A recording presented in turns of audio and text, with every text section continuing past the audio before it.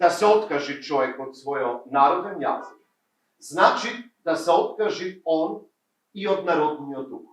Ако се откажеме од јазикот, ќе се откажеме од сопствениот идентитет. Пораката на Мисирков и денес гласно одзвонува. Притисоците дека македонскиот јазик потекнува од бугарскиот е нешто што не треба да се коментира. Според лингвистите, негирањето на јазикот е негирање на нацијата. Македонскиот јазик е темел на македонскиот идентитет, во најмала рака е еден од неговите најважни столбови. Со тоа се негирањето на македонскиот јазик е негирање на македонската нација, нема дискусија. Кој сака може да го оспорува меѓутоа јазикот.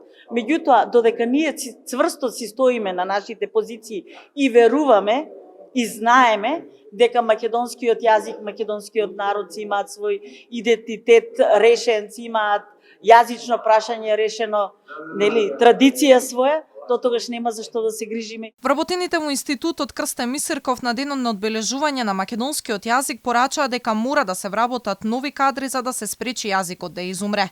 Нашите предци го зачувале, а нашите современици место да вложуваат го трансформираат со придавката на северномакедонци. Ќе се доведеме во ситуација во 21. век да си го укинеме сами македонскиот јазик, не заради соседите бугари, не заради Европската Унија, која впрочем и не мора да не прими ако не сака, туку заради тоа што ќе нема кој да зборува македонски. Наставен кадар на пензионери не им е потребен. Звучи сурово, но тоа е вистината. Нашите предци го зачувале јазикот и го трансформирале за полесен живот и полесно разбирање со соседите. А нашите современици го трансформираат во име на некоја маглива европска перспектива, во која се повеќе ја слушаме придавката северно-македонски. Пред присутните се обрати и заменик министерот за образование Љузлим Алиу, која искористи говорницата да вети дека ќе се работи на зачувување на јазикот.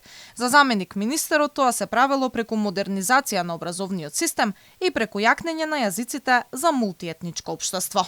Со решение на Народната влада на Федерална Македонија на 5 мај 1945 година е усвоена азбуката на македонскиот јазик врз принципот еден глас, една буква, а на 7 јуни 1945 е усвоен и правописот на македонскиот јазик.